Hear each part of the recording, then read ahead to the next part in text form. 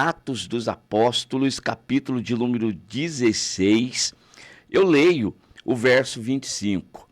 Perto da meia-noite, Paulo e Silas oravam e cantavam hinos a Deus, e os outros presos os escutavam. E de repente sobreveio um tão grande terremoto que os alicerces do cárcere se moveram, e logo se abriram todas as portas e foram soltas as prisões de todos. Muito bem, esse texto trata a respeito da obra missionária realizada ali na primeira cidade da Macedônia, chamada Filipos, onde ali Paulo, depois de ter tido uma visão à noite, um jovem, daquela região, dizendo: passa a Macedônia e ajuda-nos, entendendo que Deus estava chamando para uma grande obra naquela região, atravessaram para lá, para a região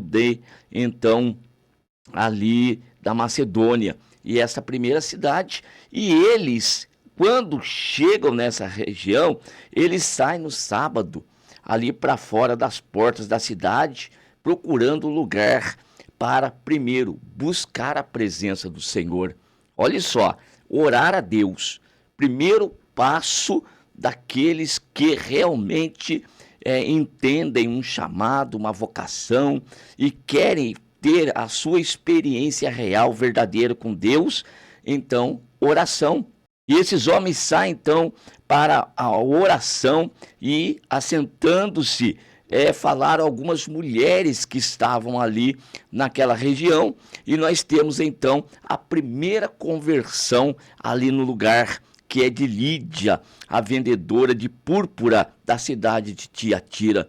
Ela, dando atenção à pregação de Paulo, o Senhor lhe abriu o coração para que estivesse atento ao que Paulo pregava, ao que Paulo dizia. E então essa mulher, ela aceita, recebe Cristo como seu suficiente Salvador, e daí é batizada, assim como a sua casa, e os irmãos ali agora já têm lugar para ficar. E aconteceu depois, outro dia, indo eles novamente à oração. Olhe como que acontece quando as pessoas buscam a Deus em oração. E aconteceu que saiu ao encontro deles uma jovem que tinha um espírito de adivinhação. E Paulo, passando por ela, e ela sempre ali clamando e dizendo: esses homens que nos anunciam o caminho da salvação são servos do Deus Altíssimo. E ela fez isto por muitos dias, diz aqui o texto sagrado, verso 18. Paulo, perturbando-se, voltou para ela e repreendeu aquele espírito, dizendo: em o nome de Jesus Cristo te mando que saias dela. E na mesma hora saiu. E a partir daí, não adivinhou mais nada. Acabou. O espírito de adivinhação foi expulso da vida daquela mulher. Qual que é o resultado? Uma perseguição sobre Paulo. E os homens que com ele estavam fazendo a obra missionária foram açoitados e foram jogados na prisão. E quando estão na prisão, o que vai fazer? Nós estávamos fazendo a obra de Deus, nós estávamos cumprindo com a vontade e o querer de Deus, e olha o resultado final de tudo isso aqui. Ganhamos algumas almas e agora estamos no cárcere. Muito bem. O que se podia fazer dentro de um cárcere?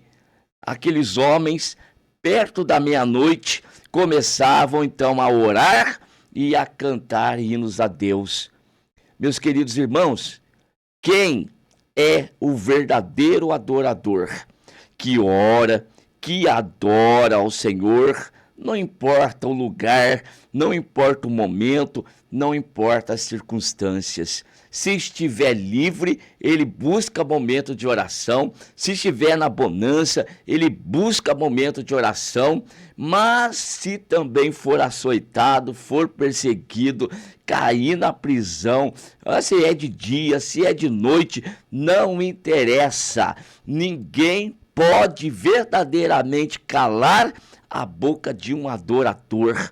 Pode tirar a sua liberdade, pode privá-lo, pode persegui-lo, pode fazer o que quiser, mas arrancar dele a adoração a Deus, a ação de graças, o agradecimento, o louvor, o reconhecimento da grandeza de Deus, isso não tem como arrancar. Por que que não? Porque foi dado por Deus, pelo seu Espírito Santo, que está dentro de nós. Quem é o homem dessa terra que vai ter a capacidade para arrancar isso de nós? Ninguém pode tirar. Então comece a sua segunda-feira desta forma. Nada pode arrancar de você quando assentares no coração o desejo de adorares ao Deus Todo-Poderoso. Coloque no coração isso. Coloque o propósito de servir ao Senhor essa semana. Ninguém vai poder impedir você de adorar. E Paulo e Silas estavam orando e cantando hinos a Deus, e os outros presos, ora, estavam escutando. O que esses homens iam fazer também? Dentro de uma prisão, muitos deles ali condenados à morte. E agora, presos, sem poder sair.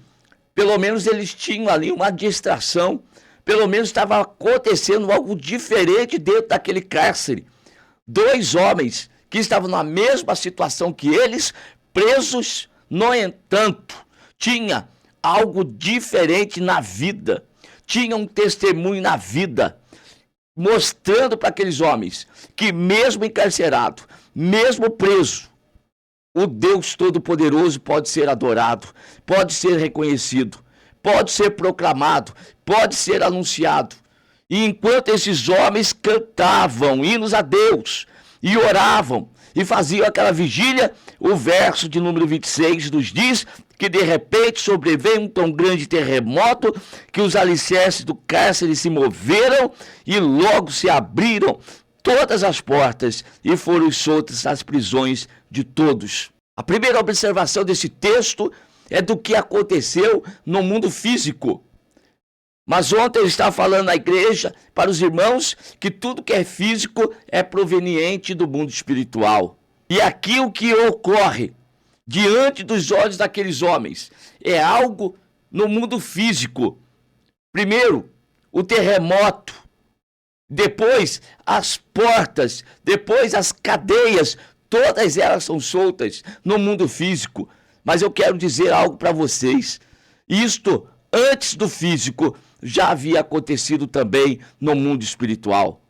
Aqueles presos tiveram a oportunidade de ouvir a pregação do Evangelho. Esse Evangelho que tem poder para libertar o homem, para transformar, para mudar a história, para mudar o rumo, para tirar o homem de um charco de lodo, do lago horrível e firmar os seus passos sobre uma rocha. Este é o Evangelho que nós estamos pregando. Este é o Evangelho que nós estamos anunciando.